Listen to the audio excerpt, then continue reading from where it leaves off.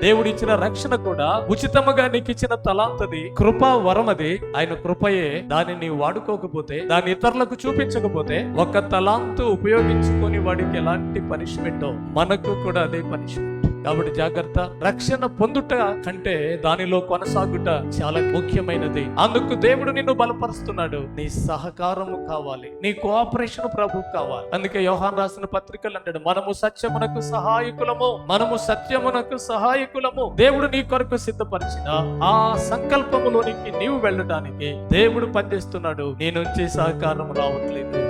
ఇది క్రైస్తవ లోకములో ఉన్న బలహీనత. కాబట్టి ప్రియమైన దేవుని పిల్లలారా, ఇది మొదలుకొని మనము ప్రభువుకు సహకరిద్దాం. ప్రభు మనలోనే ఉన్నారు. అన్ని ఆయన అడిగి తెలుసుకుందాం. సేవకులను గౌరవిద్దాం. కానీ సేవకుని కంటే గొప్పవాడు, ఒక వ్యక్తిని సేవకుడిగా చేసిన వాడు, సేవకునికి వాక్యం ఇచ్చిన వాడు నీలోనే ఉన్నాడు. ఆయనను విస్మరించొద్దు. ప్రభు మీకు తోడయుండును గాక. ఆమేన్.